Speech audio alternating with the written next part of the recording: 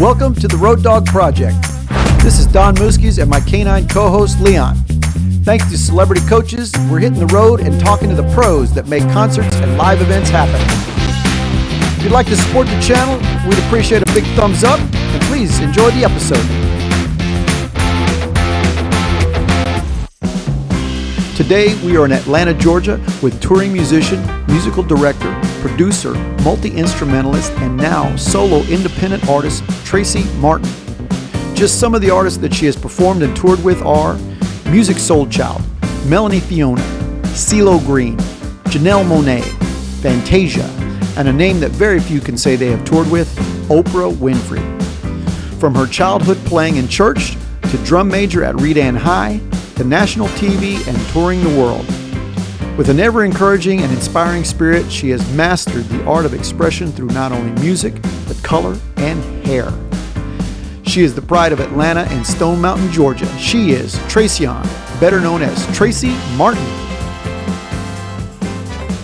Tracy, thanks so much for doing this. Don, thank you. Thank you so much for having me. This is so crazy. First of all, I haven't been on the tour bus. It's one of my first questions is when was the last time you've been on a tour bus? Oh, gosh. Might have been when we were together. Backstory, we worked together with Fantasia. Yes, we did. 2019. We did. So I think, oh my gosh. Is that probably the last bus ride? It may have, absolutely, it was. So that was a sketchbook tour. Mm-hmm. And then the last shows we ever did, we flew out to at the very end of the decade. Wow. My co-host is Leon. What is your animal world like at home? My animal world, okay, so I have two dogs. One is an American Pit, that's Deuce. My dogs are so old, by the way, but Deuce is 14. Pico is the Bichon, and he's 13. Now, it's funny because, like, Pico, he's definitely the terrorist of the house, and he runs things. Okay. Deuce is kind of just like, whatever. He's moving slow now. He's got the gray nose. Okay. But I've got another puppy on the way. Oh. It's a Shih Tzu. So I was like, I know my dogs are getting older. I want to go ahead and transition. Okay. Because I know, some new blood. Like, bring new blood in. I know I won't have them forever. I've had my dog since I've gotten out of high school. So 2007 is when I got pretty much both of them. So you can imagine, like, really having your dog since they were 6 weeks and 2 months. And I'm like, okay, that's family for me. So now they've got a cousin, Leon, and I've got to tell them about it. They're going to be wondering what I've been doing. When you go back, they're going to smell Leon. Before we talk about anything else, we have to know about everything Oprah. Oh my gosh, we would never end. Well, but the biggest question is, did you get a car? Did she give you a car? I didn't get you get a. No. I didn't, but you know what I did get that was absolutely priceless and invaluable, and you could never put a price tag on it, was wisdom. Like, after we opened the show, can I tell you, first of all, when the call came through, I was in rehearsal with Fantasia, maybe this was a sound check. Yeah. Text message came up from an unknown number. I'm on a job. I can't even tend to it right now. Yeah. Don, I got on the bus, maybe having catering on the bus, whatever, just trying to decompress before a show. And I looked at it and it's like, hey, got your number from so-and-so. Would you be interested in joining us for the Oprah 2020 Vision Tour? And I said, somebody is playing on my phone. Yeah. That, and I don't even know why that was my first response, because it didn't seem real. So I said, okay, all right. So I hit it back and I may have said, is this real? Yeah. Or somebody playing on my phone. Right. And it wasn't fake at all. It's so funny. Yesterday, I just showed my friends the initial email, the offer that they made, and I'd never shown anybody that, but when they saw you see something in black and white, then that just kind of changes the dynamic and what the reality was. Yeah. The first show, I might have still not known what I was doing or where I was. We opened the show, to have the opportunity to set the tone for an Oprah's anything. Yeah. And it was such a divine moment. I'm like, man, I've had some really tough days. Yeah. And I'm gonna try not to cry, Don. I'm sorry. It's okay. I'm like, you know, It's all for right. real, but for real.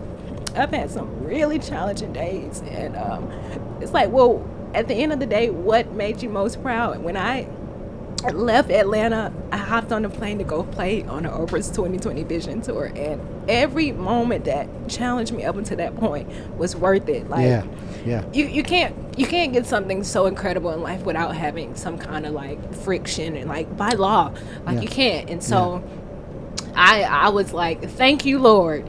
And we did that for 2 months, and it changed my life. It changed my life. To just be a participant or to be an audience member, I'm sure it was life-changing. To be a participating in the energy. Mm-hmm. You know what I mean? Mm-hmm. Super, what an experience. She said these words that Maya Angelou told her. She said, your legacy is not one thing, it's every life you touch. And I'm like, yes. And she said everybody in the room at the cast party, we all had shots of tequila with Oprah, by the way. Never had tequila, a better tequila shot in life. So and just gratitude, like being in that space, and her appreciating us. She didn't have to tell us thank you. We were, we were getting paid like that. And honored to be there no matter what. Either way. So Don, I'm like, man, this is amazing. And it also, not that it was great, but it was also the reason that I decided to leave a job that I had a very important role in, because I realized what my worth is, and I already knew. I just didn't have the courage to like do it. Like make that leap. It's that leap. I took the leap, and I never felt so better. I literally had a sound check with Oprah. We had rehearsal on a Saturday. Yeah. And then, we'd have rehearsal on a Friday, and then we'd do the show early Saturday morning. Friday before I went to sound check, it was just on me to go ahead and like, all right, guys, goodbye. With my other job, and I was like, I trust God. Whatever, I know it feels right. I know what I'm worth. I know whatever challenges I've had have helped me to be stronger. But it doesn't mean that I have to continue to suffer. You don't have to struggle if something doesn't serve me anymore. Yeah. So that was that. And I've never been more of a freer woman than I've been lately since that day. That is so awesome. Yeah. So I just got a new tat, like when I went to Miami, and it says courage. Yeah. Like, I don't need the reminder, but it's such a beautiful reminder. Oh, for sure. To see it, and like, because my life in this industry has been based on courage moves. If I could make it a thing, like, I would still be with Music Soul Child if I hadn't left, if I didn't think that there was something better. He was a great artist, great performer, great boss to have, but there was more. Yeah, absolutely. You've been busy.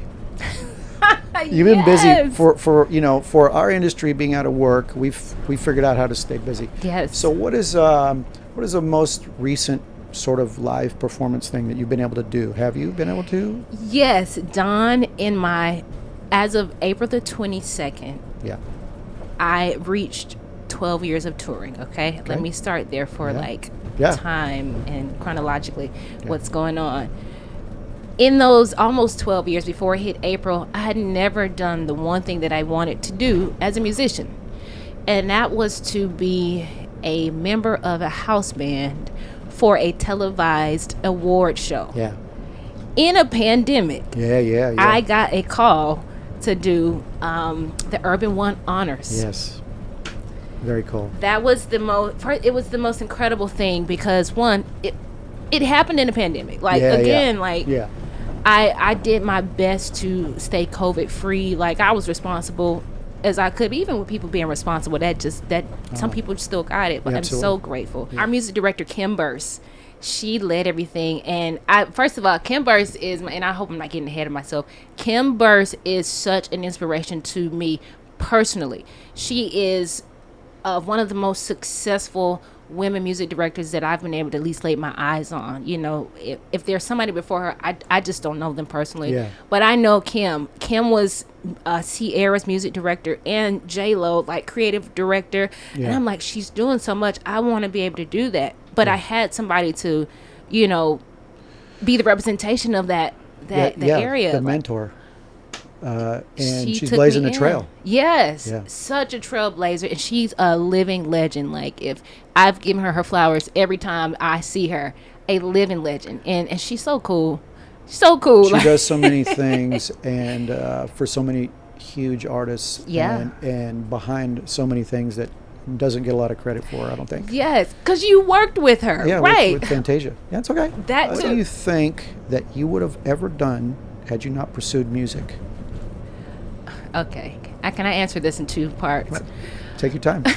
I had big dreams to be a band director, like, like. Oh, from very early on. Oh, I mean, as in, because I thought that was probably the only thing that I could do, like, because Yeah. I was a band geek. I played trombone all throughout school, Okay. and I was good, Don. Like, Yeah. humbly, I was good. I made it to All-State, and then Yeah. there's this other thing where they choose a few people to go overseas. I didn't make it overseas. I don't even know if my parents had the money to pay for it, but Yeah. I was grateful either way, like, just to be chosen.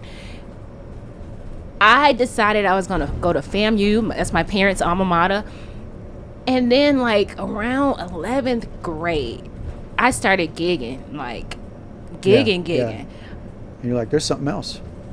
Don, I was making $50 for, like, a gig, and this is a lot of money.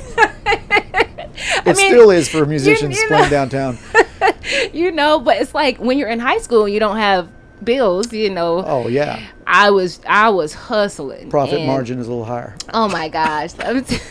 I laugh at it now.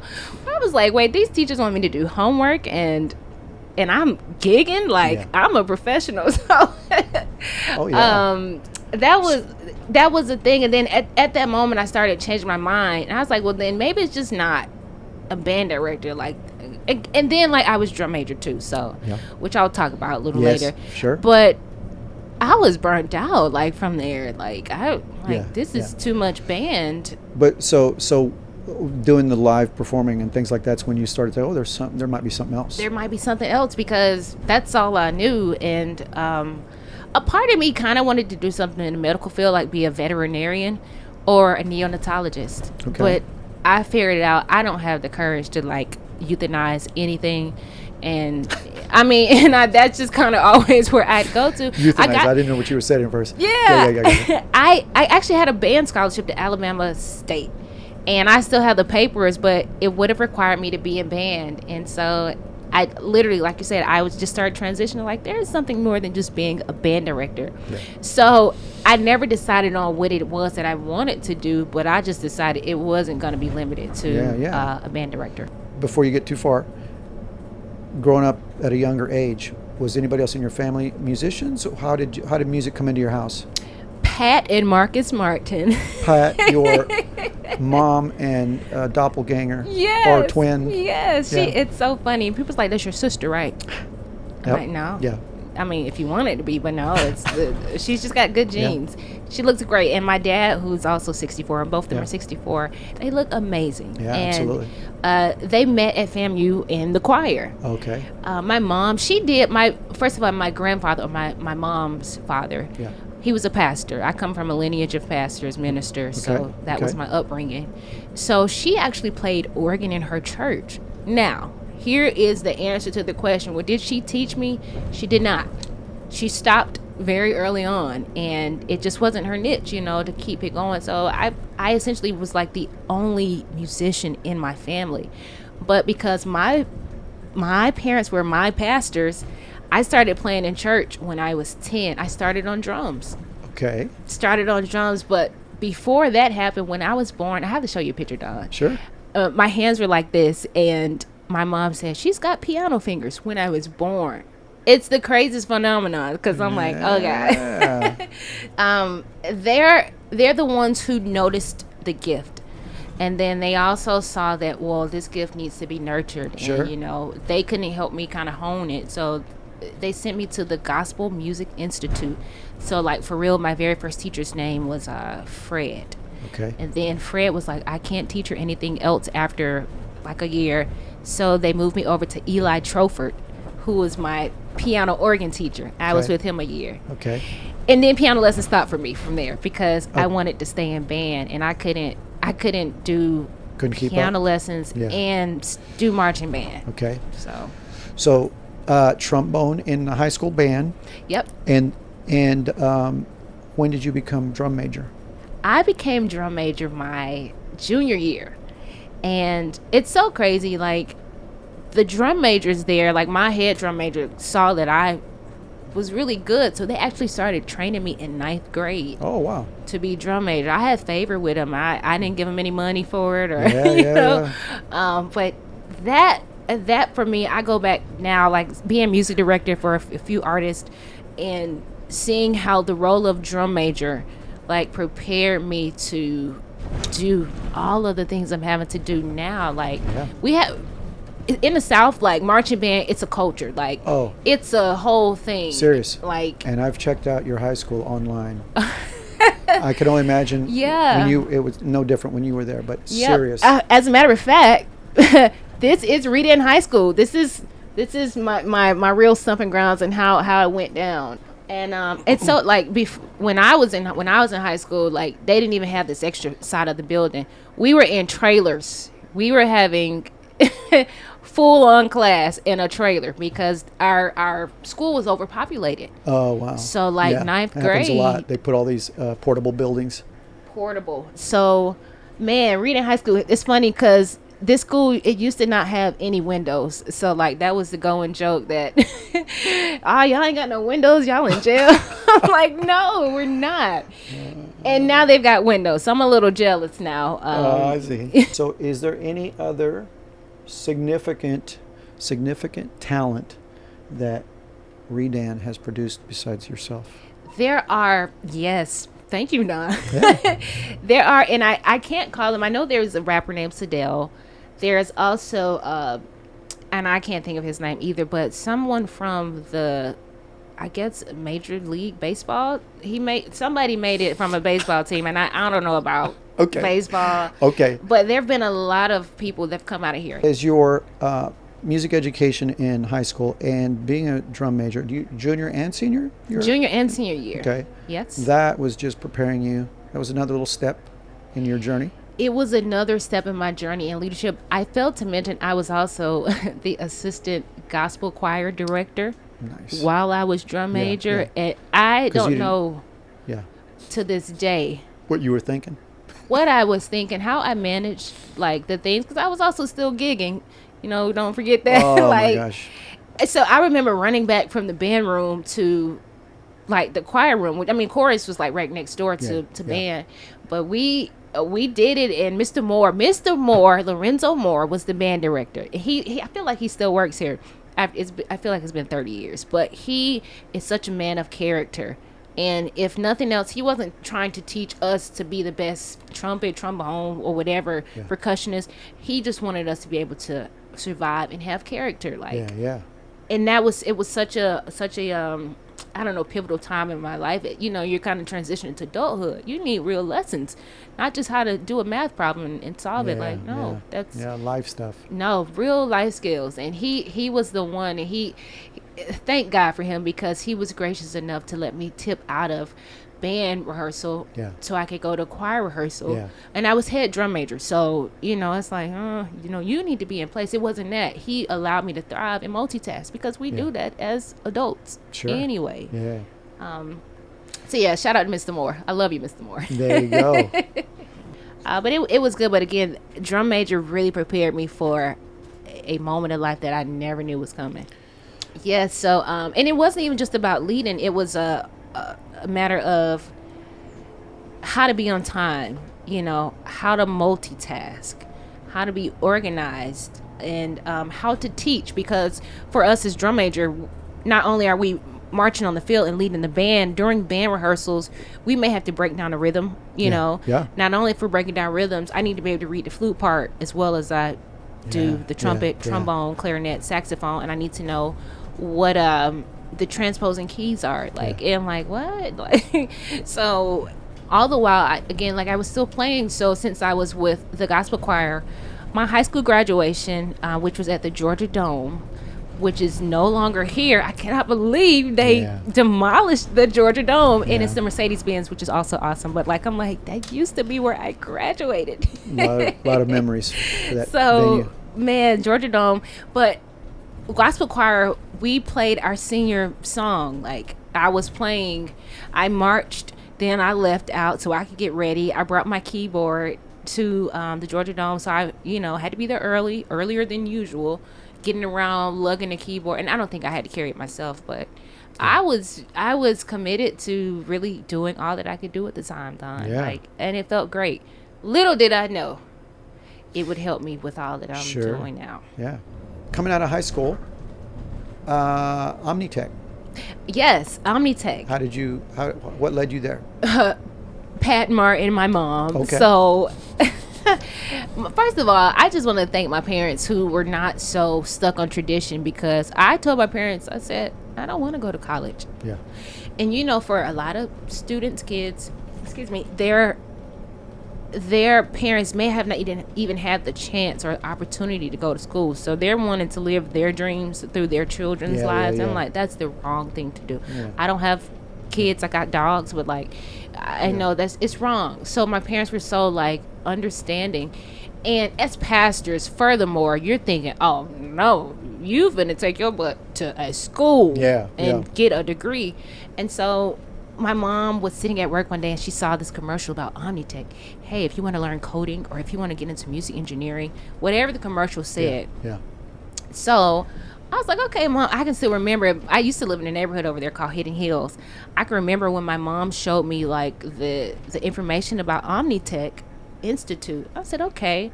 So she took me to the school. I enrolled. I graduated 2006, sometime maybe in May. By June the 7th, or I want to say June the 7th, I was in Omnitech. You know how sometimes there's that break in between school. I went right to college, and this was for music engineering. It was only a 9-month program, but they packed so much information into a 9-month course. And what happened was there were maybe 23 students in our class. Of the 23 students in our music engineering class, we only had about 2 women. Okay, mostly black students, but we had 2 women. It was such a rarity. And I don't know that I was necessarily passionate about going to music engineering school, but again, little did I know, all I do now is engineer, high key, anytime I'm doing anything. It's hard to not be in music now, especially in a pandemic when you have to kind of do things at home. You got to figure out all that technology. Yeah, figuring that out. We were required to get some type of certification, computer-wise. So, I got my A+ certification or either XP certification outside. I'm like, well, this is cool. Just in case music doesn't work out, I can go work for some tech group, do computer things. But I am so thankful that I didn't limit myself and just, say I might not be able to do it. I stuck with it. So, fast forward, graduation, Omnitech. Your valedictorian was me. Unbelievable. It's so crazy. So they asked for the valedictorian to do the speech. Here it is again. I'm having to talk in front of people. It just keeps coming back around. Keep pushing you. Push me. So but I did my speech, and they only awarded 2 externships to our class. That went to a gentleman, I don't know his name anymore, but he was really good, and myself, out of the 23 people in our class. I'm like, it's by no chance that this is a setup for something beyond what I could think it was for. While you were at Omnitech, were you doing any outside gigging? You doing any outside venues, any outside things like that? I was doing bars and grills, and I was doing them so late to the point where I'd still go to and let me rewind. When I attended Omnitech, I also did my very first album release. A lot of people don't know I released a gospel a gospel instrumental album / there were songs on there. My mom helped me to write the songs, but she was so adamant about making sure I got my my ideas out. And a big part of me, honestly, and she knows it to this day, I wasn't ready for it, and I just wasn't passionate about doing a project because I was so shy, and I just felt like it's a bit of narcissism to do a project. Y'all come see me, those words just didn't connect. I'm like, I want to be in the background. Okay. But my colleagues, or my friends at school at Omnitech came to support me. Yeah. At my very first live. In my live show, I played drums, I played trombone, I played electric acoustic guitar and piano, and I sang. Talk about doing a lot, but I was already doing a lot prior to. Yeah. And so I think that was one of the gigs I can certainly remember. So I called my friends from high school that played trumpet. Yeah. I called my friend who went to another high school. His name is Paige. He's one of the very first drummers that I played with in Atlanta, who's super dope. He's out in LA now. So proud of him. But we just had an understanding of what felt comfortable in a rehearsal, and he was so respectful of the art and what I was producing. So that was my first live concert, Instrument of Praise. So those of you, it's not on iTunes, so don't go looking for it, or any Rhapsody, whatever was going on back in. Is it on CDs? It is on a CD. Okay. It is. So maybe at some of these CD stores that still exist? No. No? A big hell no. No. How many copies were made? I want to say maybe 100. And then I was in school, I was gigging, which I see now how it was challenging, because I was sleeping in class. I remember one day I got caught sleeping. The valedictorian was sleeping in class. Okay. Yeah. This could be a first, and they could be calling you to take back that. When I tell you, Don, so I never forget this day. I was so tired. I was sitting in the front of the class. We were supposed to be doing something on Reasons, or so. We were in the middle of having to make a song, and we had a time frame, or maybe the teacher was talking. I fell asleep. The next thing I know, the teacher says, okay, his name was Mr. Rico. All of the teachers at Omnitech were industry professionals, which I appreciated. Sure, so they had hands-on experience. Yeah. And Mr. Rico was like, all right, we got to take a pop quiz because somebody's sleeping in class. It was me, clearly. Don, I'm not lying to you. We took that test. I made a 90 on the test. I made the highest grade in the class, and it actually would have been 100, because I was like, Mr. Rico, I said, we didn't go over one of these. Yeah, everybody agreed, so I technically made 100. I don't know if I was learning through osmosis or whatever. But you made the highest grade in the class, and you were the one he was picking on. That was, yes. And I was like, see, I'm getting it. I'm getting. Yeah. I don't need this. I mean, and I did need it, but it was so funny. I'll never forget the day. People were mad at me because they had to take a pop quiz. But it would be different if you felt that way and falling asleep in class because you were out just partying the night before too. No, I was working. I was working. Yeah, I was working. So, tell me about walking out of graduation at Omnitech. Did you already know what was next? So I started the internship, whatever you want to call it, at Joe I Studios, which was so cool. Joe I Studios was owned by Jagged Edge. Okay. It's been a while since we've heard about them, Yeah, but yeah, they're yeah. still doing their thing. Yeah.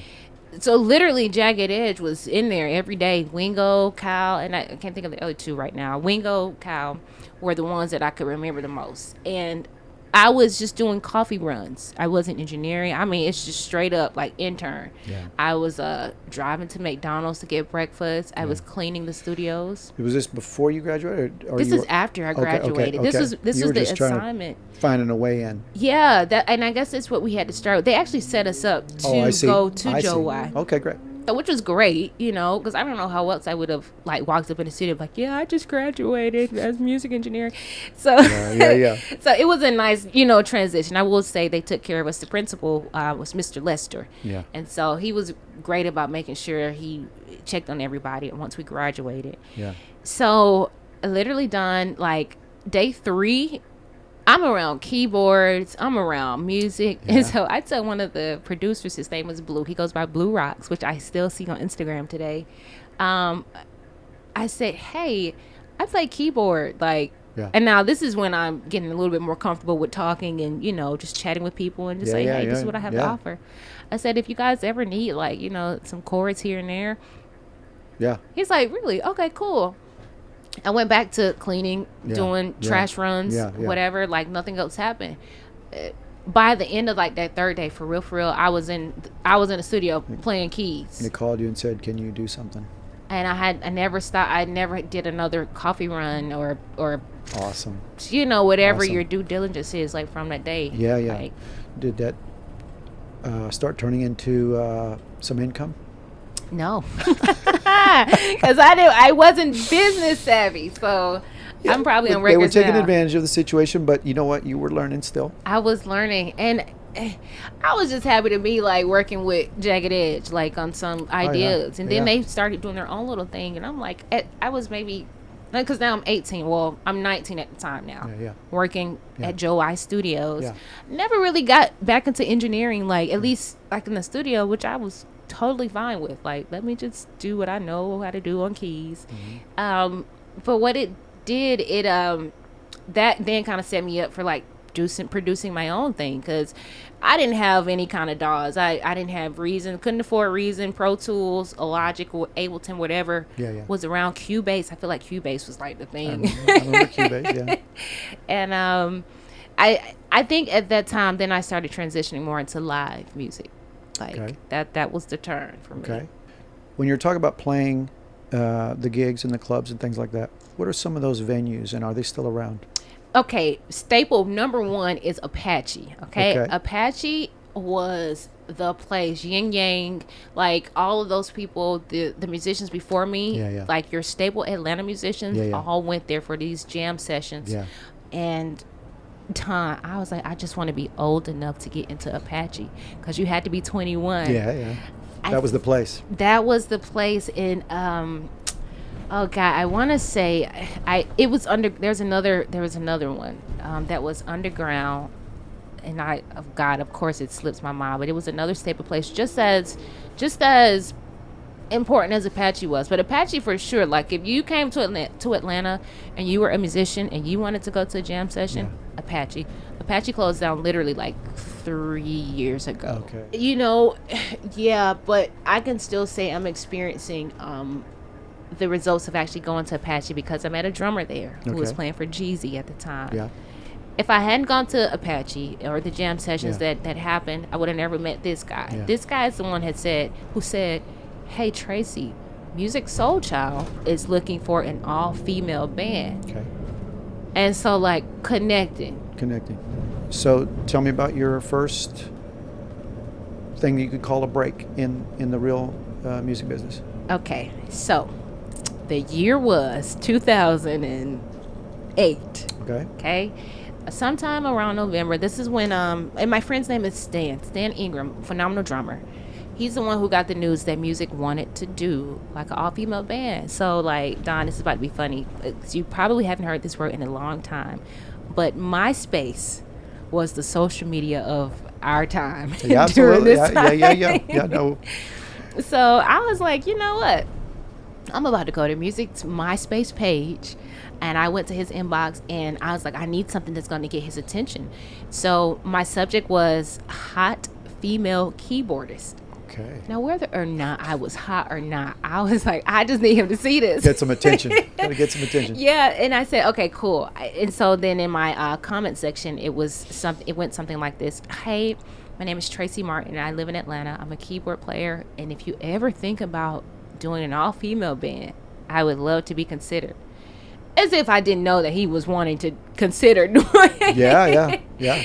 And I had a rehearsal that day with an artist named Sonya McGuire. Within about 2 to 3 hours, I headed to rehearsal. I got a response from that MySpace inbox. I'm like, oh my gosh. So I'm sitting in the driveway, supposed to be walking into rehearsal, but I'm so excited about, oh, wait, is this real? Hold on. And so the response comes from Donita Hathaway. She is the daughter of legendary Donny Hathaway. Such a gift to the world. He still is. And Donita says, oh my gosh, Music's been wanting to do an all-female band. I said, really? Like, well. How perfect. I'm a musician and I'm a female. And so she's like, do you know any other, like, female musicians? I said, absolutely. So I start calling out the names. I start looking for people. No, if I was really about like my business, I'm like, no, I don't know anybody, but I know me. But no. I didn't want to I was never that person. So I started making suggestions and trying to connect people through MySpace that I was following. Another one of those ladies that I would like to interject myself and say who I looked up to, Natalie Reagans. Natalie Reagans is another keyboard player, organist, pianist in Atlanta, and she was one of the very few that I saw like really like representing, like not just doing bars and grills. Like she was playing for Donnie McClurkin and so on and so forth. And I'm like, she's really incredible. But I think she's one of the people that I suggested, and she got the word through somebody else too. Like you cannot be Natalie and not get the word. Like so it wasn't me at all. And so I was like, man, so we ended up doing the auditions maybe a month later.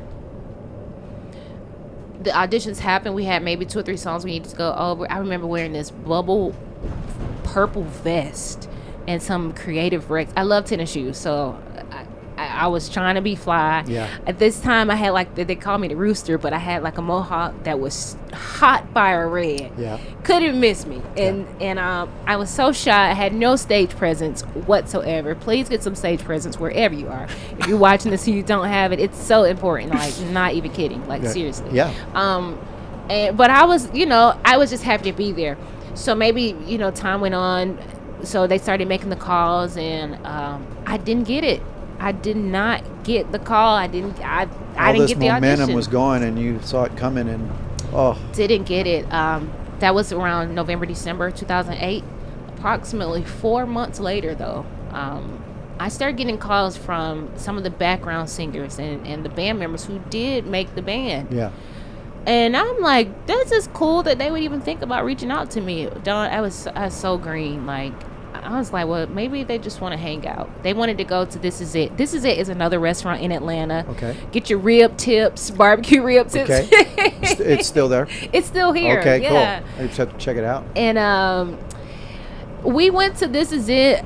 Let me tell you, I don't look like it, but I love to eat soul food. Like, I'm not on a salad diet. I'm not pescatarian, nonitarian. Like, I will eat whatever. That's I'm not big on seafood. Yeah, bacon. That's right. Bacon was. It's very important. Very important. Eat your bacon. So fast forward. We went to This Is It. We just kind of hung out. They never said anything other than just having dinner. We went on later, and then we hung out at Apache. Back to that. Yeah. Just kind of checked out the live music scene. Yeah. It was cool. Maybe had a few drinks or so. Yeah. Went home. Every day that you wake up, if you're interested in being a creative in industry, you have to consider every day is an audition. Low key, high key, they were just auditioning my vibe, like, and on all these hanging out things, all these little get-togethers were them checking you out, personality-wise. I had no idea. Yeah. And that it just never occurred to me. But on April the 22nd, 2009, this is maybe a week or two after we had been hanging out. Yeah. Donita Hathaway calls me. She says, hey, I don't want to speak too soon, but I think we want to take you out on the next tour with us, with Music Soul Child, Anthony Hamilton, Chrisette Michelle, for the Playing It Cool tour, 2009. And how did you receive that call? Were you playing it cool? Were you? Absolutely not. I was ironing my clothes, getting ready to do something very normal. My mom was sitting in the office. I picked up the phone, and I'm like, what? Oh my God. I go into like this, oh my God, frenzy. Like, oh my gosh, you serious? Like, oh my, when is this? And the tour maybe started like 3 or 4 weeks later. But it was such a unexpected call, but for sure a blessed call. Yeah. But you remember where you were, what you were doing, where your mom was sitting and all those things? Yes. So that was that day. That was the last day that I ironed. No, I'm not. The last day you ironed. Yeah, but that was that tour, and they never said anything about this is just going to be for this tour. Yeah. But once I got when I got into it, because I never even imagined being on tour, Don. Like, I was just thinking, these things are kind of happening. All of the things that I thought were incredible, like maybe going to veterinary school or either going to be a band director, and none of those things happened. And so I really. And I don't want to live like carelessly, but I stopped making plans for what I wanted to do. And I lived, and like just whatever moment came up, I said, okay, this is for me. Yeah. I went with it, and I didn't want to be a has-been. Like, once that tour is over with, they never said if we'll continue. But I was like, I got to keep going. Yeah. However. So what came next? So. How long were you there? I was there, well, that tour was 6 weeks. First of all, if you've never been on tour, Yeah. By week 4, first of all, leaving. I've never been away from my family more than maybe 2 days at a time, if that. Yeah. It's a lot. I was 22, never left home for real. Yeah. Leaving, I can remember sitting on the bus like, this is scary, this is exciting. First bus trip? First ever Yeah. tour, like a real, like this, like a tour bus. Yeah, and you got in a bunk and we're like, what is this? What are we doing? Yeah. It was so much to take in because, no one really prepares you for a tour, like the real shit. You're going from extremes of no traveling, no leaving, to traveling in a big way for a long time and a new experience with a bus. And yeah. Even backing up before the tour bus, being in rehearsals for 12 hours. Like, this is unheard of. Like, wait, what? I could just ask you for whatever keyboard I need? Wait, I don't have to bring my keyboard with my speakers? What's going on here? And so, oh my gosh, I hadn't thought about this, like, till this day, about what that really meant. Like, I just fell into, we get clothes too? Like, and what is this per diem that you speak of? Like, you're already paying me? And you're gonna pay me again? And Don, when that first weeks of rehearsal check came in, I was like, wait a minute, because I was making $50 at one point, and that was and this was at least 60, right? This is definitely 60, but no dollar more. No, but it just it started happening like very quickly, and there was no time really to breathe. I mean, I was breathing, but I don't even know if I was present on how amazing things were going. Yeah. Going to city, it was only a domestic tour, but I had never been to a lot of these states we had gone to. I don't remember where we started, don't remember where we ended, but I do know by week 4 I was homesick. Yeah. I was like, I want to go home, and I wasn't in a position or felt comfortable enough to book a flight to go home. I wanted. Now, you know me, Don. Like, if I get 17 hours, I'm like, I gotta fly home really quick, take care of something, then I'm right back, and never miss it. Yeah. Thank you, by the way, because Don, like, whoever's watching this, Don is such an incredible manager. Like, the manager is supposed to look out for the artist, but like when you have a manager who can also consider like what the band and the crew need, because we all need everybody, and like the morale was so good. I felt comfortable and bad at the same time. I was like, Don, I gotta go. Gotta have that balance. You gotta feed yourself on both ends to keep it going. But thank you. You're welcome. Yeah. Absolutely. But I wasn't there at the time, so I had to stick it out another 2 weeks, as long as 2 weeks of my life, because I just wanted to go home. I wanted to see my dogs.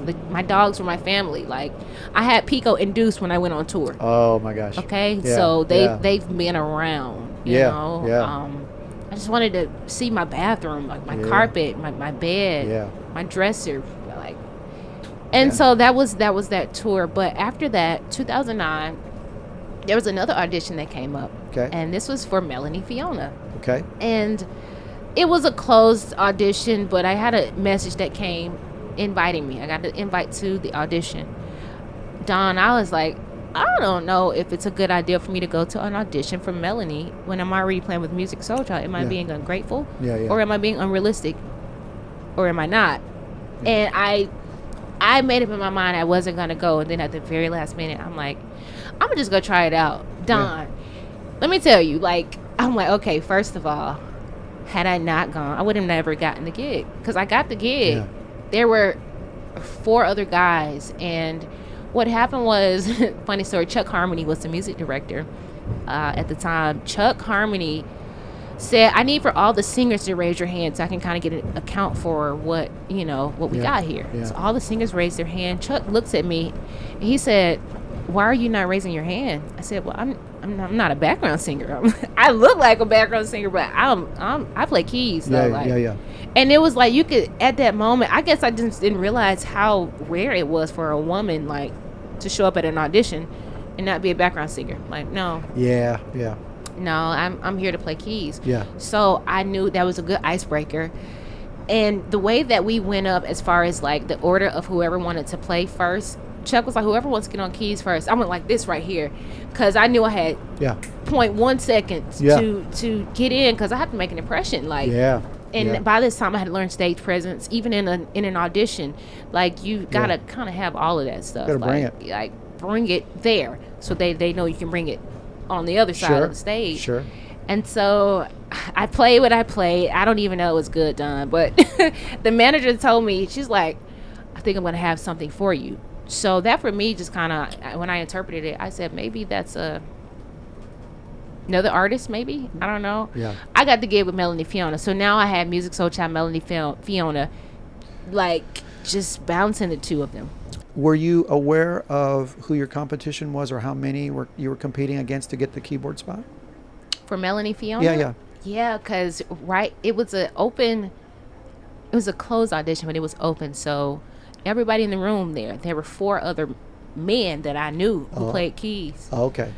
Was I nervous? I believe I was nervous to some degree, but I'm like, I'm here for a reason. Yeah. Plus, you already had another gig, and so that kind of takes some weight off of it. Yeah. You didn't need it. I didn't need it, but I was determined to try it because why not? Like. And did you know those other guys were going to be there, or you didn't know until you got there? I didn't know until I got there. And you're sitting there going, oh. Yeah. And they're going, oh. Because they were really good. Yeah. You know. But you didn't end up having to be a background singer, or did you sing some backup on that gig as well? Or Not at all. It was straight up keys. That's awesome. Straight up. Very cool. So, next progression coming out of those, you were still juggling a little bit? Yeah. So at one point, I actually left Music Soul Child in 2015 because Melanie was going on No, I left in 2012 because Melanie had a really big tour, big year coming up. Yeah. So at that time, with integrity, I let music and management know, like, my schedule right now is conflicting with what you have going on, which was a little difficult. Excuse me. Because I kind of felt bad, like, man, this man gave me the very first opportunity to tour. He trusted me, and now I'm telling him I got to go to something else. And but I did it. I had the courage to go ahead and move and not be stuck. And I left and did this really incredible year with Melanie Fiona. I was going overseas to places that I had never been before, and it was just a great time. Then the more I went out with her, the more exposure I got. Sure. Like, more connections. So I stayed with Melanie literally all the way up until on and off, but like for real up until 2018. Okay. That's a long time to get on the gig. And I actually went back to music in 2015. So if you're on a gig longer than 2 years, in this day and time, it's really like a lifetime for a musician. Yeah. Whatever. And they all take breaks and stuff. And so you got to have something else. Got to. Okay. There were times where I didn't have a job. That's the other thing. Like, touring was great, but also I wasn't prepared or mature enough. I blew my money on my very first tour, like on things that I don't even know where they are today. What money? What per diem? So, I learned, but I learned very quickly about the second tour. Like, okay, all right, relax, girl. Got it. Don't be green. So with Melanie, we had just wrapped up just a quick 4-show tour, and that was my last show with Melanie. Being music director for her, first of all, Melanie, I have to stop and thank her because Melanie made the call. She was like, Tracy, I've been watching you, and you have what it takes, and I want you to be my music director. I'm like, what? Because I was just going out at this time. We were, kind of dialing it back. I was playing DJ and keyboard player. We were just running iTunes, but like, it worked. Like, nobody knew what we were running. They just but you heard the TV tracks, and you heard Melanie, you heard keys in between. It's a whole show. Yeah. But that moment was probably the most pivotal moment of my leadership career, because it set me up for making mistakes on stage. Like, oh man, I had some flubs, and I learned it, but she was so gracious with me. And you got to kind of be okay with people getting upset with you because you're human. And she was always respectful, but I know there are sometimes she was like, you okay? You all right? Okay. Yeah. And but I learned quick. Like, I don't like feeling like I'm crashing and burning on stage. It's the absolute worst feeling, but it happened. From there, I kept those those lessons in my mind. Yeah. Went on, and I had the offer to do Janelle Monae. And I'm like, oh my gosh, like Yeah. I'm still going. It's at this point 7 years later. Yeah. And Janelle is such a beautiful artist, like already, and like literally, she's beautiful. Yeah. And then just for what she stands for, and Yeah. I'm like, okay, she's going out on a whole tour. But I'm like, man, now I have to leave another artist, which means Yeah. Melanie, who Yeah. gave me this huge opportunity. Right. And now I'm leaving as your music director. Yeah. Like, what are you supposed to do? Yeah. Like, you know, what I did, I talked to Melanie. I did my best. Communication is so important. Okay. But also understanding like how to approach, a situation where you have to leave, you know, it's going to be an inconvenience to Yeah. some degree on both ends. We're not on retainers. You know what those are. So, Yeah. you know, it's like, girl, she was so supportive. She's like, girl, go do your thing. Yeah. She and Janelle Monae are friends. Okay. So Okay. she told Janelle that if there's anybody I wouldn't mind sharing with you, it would be Tracy. Oh, that's So awesome. I'm like, oh, thank God. Yeah. And so Yeah. I spent countless hours preparing for Janelle's rehearsals. I didn't know what I was walking into. And then I showed up and I was at Janelle's rehearsal at Wonderland rehearsing yeah. like for the Dirty Computer Tour. Yeah. Wow. Some high energy stuff. Man. Okay, I was drinking so much water. Like, what they don't tell you is like, yeah, it's cool to be good, like, and know how to play chords or whatever. But can you play chords and can you dance? Can you also sing? Because not only was I Janelle's keyboard player, I was singing backgrounds for her. Okay. Very first gig that I sang backgrounds on. Okay. I'm like, what is going on? But let me rewind back to me doing my own project, having to sing uncomfortably. Yeah. I knew that I could do it, and I sang in church, but like doing it on an industry level was like, oh, this is different. Yeah. But I mean, it's not really different, but it was different for me. And then also about 2 weeks into rehearsal, it was clear that Janelle wanted multi-instrumentalists. Like at some point, Could switch around.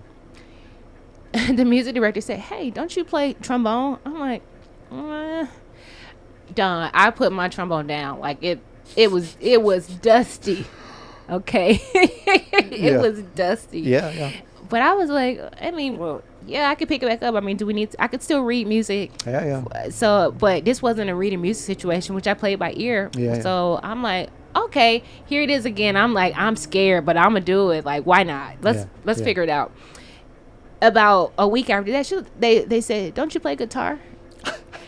I said, "Well, hold on, guys." I said, "I know how to play what I know how to play." They said, "Well, maybe if you just play on one or two songs." So Don, I was shedding keyboard parts, trombone parts. Like we were playing live. For anybody who thinks that we were like pantomiming horns, we did program our horns just for support. Yeah, sure. We were playing live. Yeah. And then I was playing guitar. Now let me talk about guitar. I play what I know how to play, but what we did, we just had the parts programmed because I said, listen, guys, now at this point, this is too much. You got to know when to say no. So Kalindo, oh, hey, Kalindo. I love Kalindo. Kalindo said, and he worked with me on getting the parts to the song. I was playing guitar on Pink and guitar on this song called Americans. These are all Janelle songs. Okay. But we're having to also dance. I say either y'all are going to get the playing or you're going to get the dancing. What's more important to you? It's a show, so dancing, that's a given. Yeah. But I did it, but it was still prepared me for what was to come, Don, because 8 months into me playing with Janelle, I got the offer for music director, which is also very unheard of. Like, the girl who called me to get the job as really the keyboard player, like not including the layers, had been there several years. So this is when it got a little tricky, because you can imagine if you call somebody for a gig that you've been on. Let me paint the picture. You've been on this gig at least 5 years. Yeah. You call in your home girl who plays keys only. For keys only. Yeah. They come in, and now your homegirl who you called in got the offer as music director. Yeah. And the girl who got offered music director position, then not knowing that whoever called you for the gig initially also was interested in being music director once the other music director transitioned. Oh, no. Yeah. It's tough. It was tough.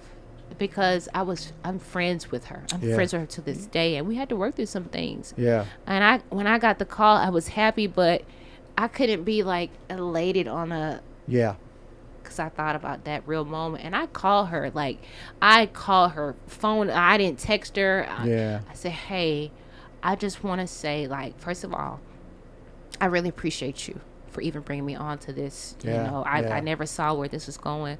Also, I want you to know that I respect every part of you and what you bring to this band. And as I'm transitioning, like, your opinion matters to me, and like your ideas matter, and I value your gift as, you know, a musician here. I had nothing to do with this setup. I didn't even ask for it. Right. So like, but even as much as I tried to, like, still difficult. It's still difficult. It was. So I have to say though, my first 3 gigs as music director with Janelle Monae were so huge. The first one was a tribute to Stevie Wonder. Stevie Wonder is my idol. Yeah. When I was 13, all the other kids were playing outside and playing PlayStation, PS1 at the time. I had a PS1 playing Little Mermaid, but I wanted the Musicarium album from Stevie Wonder. Yeah. Had a birthday party at Pizza Hut and got the album. I listened to it on my boombox every night. It was a 2-disc CD. That's what I was doing. So to now, years later, be in front of Stevie Wonder, being honored, and a host of many other artists, and putting a show together. Yeah. We were still putting the show together 2 hours before showtime. Wow. This is my first time like really getting into it. Hadn't seen Janelle since then. We hadn't had time for rehearsals for real. Yeah. So I had been communicating only by emails, the best of my ability, talking to tech guys, talking to directors. I'm like, what am I doing? Yeah. Like the music director prior to me coached me along the way as much as he could, but like some things you just got to learn on your own. The second show I had with Janelle as music director was the 61st Grammy Awards. Like I had no breaks, like back to back. I'm like, oh, okay, like we don't have like just no regular shows. Like I can't warm up. The third show was the tribute to Aretha Franklin Grammy. Yeah. And I had to speak with Ricky Minor. I'm like, okay, is this really happening? Is this real life? Yeah. Ricky called me when I was at my cousin's house. We were just playing checkers or doing something so regular. He talked to me like a normal person, and I was like, am I talking to the Ricky? Is this mic on? Am I alive? Am I talking to Ricky Minor? And I'm like, this is so crazy right now. Like I cannot believe what this has come to from just going to a jam session at Apache. Because that's really, from being drum major, from being a keyboard player in church. Like, I got to rewind back to how it started and the levels. Sure. Stepping stones. Man, Don, stepping stones, like for real. Not to mention, I also still had to play. I only played trombone on this show. For both the regular Grammys and Aretha Franklin. What's up, Leon? Hey, buddy. I had to play trombone. What now you think? I'm like, if I'm doing a Grammys, I'd love to play what I've been playing. Keys. That's my niche. Yeah. God is so funny. But I did it on trombone, and it's so funny. Mr. Moore, band director, sees me now because he's on Facebook. Yeah. He's like, man, I'm so proud of you. Like that's the thing. Because I tried to pawn my trombone at one point. Like, I don't need this. Yeah. I kept it though, and I'm so glad that I did. Yeah. And that's really how music director for Janelle like kind of culminated. Went on to do like international tours. I never toured as a music director. That's a whole nother level of production. And Fantasia happened while Janelle was still going on. Fantasia happened while I was with Ceelo, because Ceelo came like maybe a year after Janelle. Which is a very quick call. It happened kind of out of nowhere. For Ceelo, they wanted a multi-instrumentalist, so how about that? Now it's coming into full circle. Like, artists in general want people who can do multiple things. Like, this is the climate now. So I played keys, guitar, and trombone for Ceelo. It was still enough because I didn't have 2 days to learn like a 27-song show. Ceelo show, it's so like here from the jump, like what's high energy from top to bottom, and then they give us these really cool like wardrobe outfits to wear. And it was a really fun gig. And then Fantasia came along. Yeah. And so it was kind of spotty. We did like a full month out in Europe with Ceelo. Shortly after that is when Fantasia came up. Yeah. It was funny, actually. The girl who played drums, Brittany Washington, who also played for Beyonce, she's phenomenal. Yeah. She was going into like being an artist, and at this point, as great as she was as just a musician, she really believed in, you know, her artistry, and she wanted to focus on that, rightfully so. Brittany said, "Hey, are you open to doing other gigs?" I said, "Yeah, absolutely." I know I still had Janelle, had Ceelo. Yeah.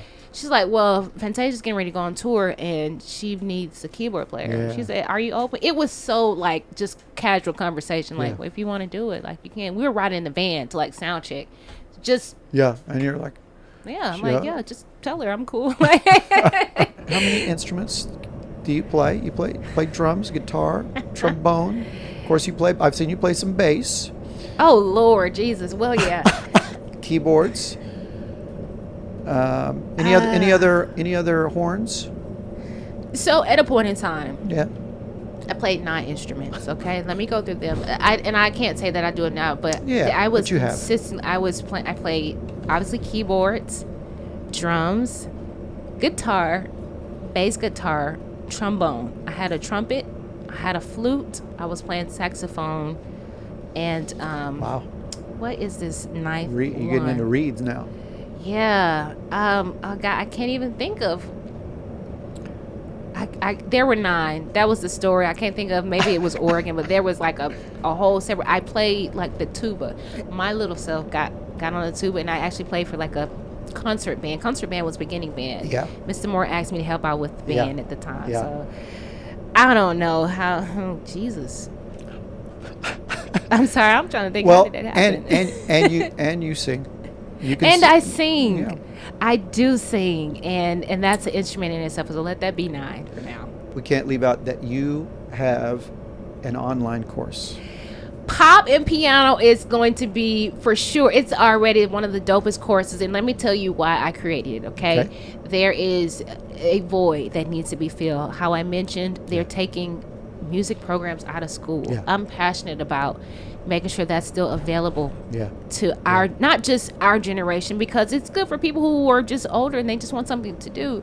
But as a student and being in piano, when I was in piano, it was boring. Like learning hymns, Ode to Joy, Hot Cross Buns, done. It was a no for me. And that's, I told my mom, I said, "Mom, I don't like piano. I don't." Yeah. And my mom was like, okay. She never forced me, so she took me out of piano. So many kids suffer through. So many. You got to make it exciting. Did somehow. you ever take piano? I did take some piano, but I'm sorry. I know it's not about me, but it's good to. yeah. No, I couldn't. Yeah, it wasn't fun enough for me to keep doing it. Okay. I do wish I would have stuck with it, but I also wish that it had been more. You know, Yeah. maybe I needed I need your enthusiasm. Listen, I want to make piano lessons alive again, and Yeah. I want it to. When I'm long gone, I want people to remember, man, pop and piano was the reason why I stuck with piano, because it was interesting. It's not just your top 40s, but I also want to introduce like the artists that these kids don't know about, the Stevie Wonders, the Jackson 5, because those are also pop songs as well. Yeah. And this course is not only for kids, it's designed for any generation that's alive, like right now. And they know the Jackson 5. They may not know about Cardi B, but they can learn what a half step is by just hearing it, you know. So, or if it's a Lizzo song, like this is pop and piano. And I'm so excited because it's my baby. I've served for everybody. I am now serving myself in what I believe is going to be a part of my legacy. That's awesome. Yeah. Lifetime of Love, your single. Tell us all about it. I'm so glad you brought that up, Don. Let's hear it. I have not recorded a song since 2007 when I did my first record. And so A Lifetime of Love came about in my apartment. I was living off of Panola Road, which we were coming up on actually, in my apartment. And one very late night, I had this idea. I had my garage band. I didn't even have Logic at the time. I just had garage band. I was thriving in garage band. You were mastering it. And those engineering skills came back, and I just had a little, just a quick little idea. Baby, let's last for, and that was it. And I left it alone. That was 2017. Wow. 2020, 3 years later, Yeah. something just kind of hit me, and I'm like that. I was reminded about being on Oprah's tour about your life in focus wellness. Well, what is my life in focus? What do I have to offer to the world? I've been offering, things to artists that then they offer it from there. What can I offer? And if nothing else, I should have a piece of music that says this is mine, this is my baby. Yeah. And Lifetime of Love essentially is a lifetime of love. Like that's, and I don't mean like a lifetime of happiness. A lifetime of love covers it all. Love literally covers it all. When you're upset with your partner, when you're, not feeling the best, love is the one thing you should be able to go back to, because I feel like that is the very first thing we learn as babies when we're born, and our mothers or our fathers hold us. That is a gesture of love. And so the song is not, I would like to say it's ambiguous. It's not limited to a boyfriend, girlfriend. It could be about your baby. It could be about Leon. I love Leon already, and he doesn't even know it. Well, I'm trying to like vibe with him, and I hope he feels it. Like, see, what's up, Leon? What's up, buddy? Y'all talking about me again, ain't you? So, but it's really all of the Mother's Day is coming up, Lifetime of Love, Yeah. It's really for love anything. And if it's just nothing else but it's about loving yourself, let me love myself for a lifetime, because I'm special. I'm on this earth. I'm in this world for a reason. I serve a purpose for somebody, for somebody's. Yeah. And talking about that legacy is not one thing, it's every life you touch. So whoever watches this, I pray that like it's not just one thing, but I pray there are multiple things that people resonate with that I'm talking about, because I'm keeping it real all the way. Yes, I'm working a job as a caregiver. I'm also an artist. I'm also multi-instrumentalist. I love animals. I love family. And it's love. And I love being able to give that energy back. Like, that's been given to me. You are. That's awesome. Without music, without an instrument, who is Tracy? Who is Tracy? Oh my gosh. Well, let me start by saying I'm a caregiver. I care about people and their well-being. I believe that inspiration is not defined just by what I do. When I step off of the keyboard, there was a lady in a Waffle House the other day. I drove to Alabama to go play. But this lady, she may have been 78. Her button was off. And like I said, Miss Val, just one thing, sweetheart. I said, your buttons are off. You have to fix them. Yeah. And I'll never forget Miss Val. I didn't have the heart. Yeah. To leave her hanging. Like all your coworkers are coming in and your button was off. So like you gotta do it. I cared for her. I didn't know her, and if I never go on another tour, if I never play another instrument, I can be at peace with that, because I feel like at every moment that I had when I was out doing it, I took the time to care for people. Like that's that. I also I'm a creative, but I know that I love animals. I love nature. I love hiking. I love going to the gun range. Basically, I love having a great time. I enjoy my life. I enjoy life at every capacity. I enjoy opening my eyes. When I wake up, I do something every morning. What is like the one thing that I do, if you want to know? Thanks for asking. When I open my eyes, this is the motion. And I literally take my mouth and I form a smile. And it feels real dumb and like kind of crazy, but like it turns into a real smile, and I'll start laughing like at myself, because this is how I'm going to set my day. I don't care if my day doesn't go as planned. I know that I started it grateful. So I'm just a grateful person. I'm grateful for every bit of it. we are all inspired. Thank you, Don. Let's talk about some things I know a little bit about. What are 3 things that you got to have on the road food wise? Food wise? Oh, okay. Because I love this. Salsa and chips is like number 1. Okay. I also gotta have bacon. Like, gotta have bacon. Oh my gosh, number 3. Oh my gosh, maybe some like chicken wings. Okay. Like. Oh, we were all on the same page with that. What's up, bud? Okay. You're going to a gig. Don't know who it's with. You don't know where it's at. You got to get on a flight You can take 3 things with you. You can have 3 things for this gig. What do you got to have? My in-ears, one. Also, my regular white headphones so I can listen to the music on the way, and my phone. Okay. Like, and you're good to go. Good to go. Okay. Yep. All right.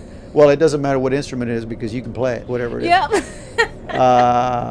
An actor that would play you in your Lifetime movie. Kelly Rowland. Oh. Yeah. Yeah. Okay. So I think she kind of looks like Yeah, I me was to a gonna say, degree. yeah, absolutely. Very cool. The last song you had in your player, whether it was in the car or your phone player or MP3 or whatever you're listening to. My gosh. You know what? It was a hymn. It was Amazing Grace. Oh, very nice. It's Amazing Grace. I play hymns for my clients, like at work, so... Got to keep it handy. Yeah. Okay, and your Instagram is? My Instagram is Trey L. Keys. TRAELLEKEYS. And that's the best way to find you? That is best way the to follow you? absolute best way to Okay. find me. I'm on Facebook too, but it's just That's Tracyan mostly- yeah, yeah. Martin. But yeah, Instagram is good. And then your Lifetime of Love is on music platforms everywhere, Spotify, Yes. Apple Music, all those things. Check it out, guys, please. Well, this has been beyond so much fun that I knew that you would bring the stories and the light and the joy. Aw. I hope that everybody enjoyed this, and I hope you will follow and listen. And I'm going to put all the links to all the things that you're doing in our description of the video. So she is touring multi-instrumentalist and independent artist Tracy Martin. Thanks so much. Thank you so much, Don. This opportunity, I'm so honored. Thank you. Oh, I'm Thank you, very Leon. You've been so amazing too. We've got to get treats now. That's right. That's right. Let's talk about it. Thank you so much. Thank you, everybody. Thanks so much for watching. If you enjoyed the episode, please give us a thumbs up, and we welcome your comments. Check out more of the Road Dog Project here on YouTube, and follow on Facebook, TikTok, Instagram, and Twitter. Come on, Leon.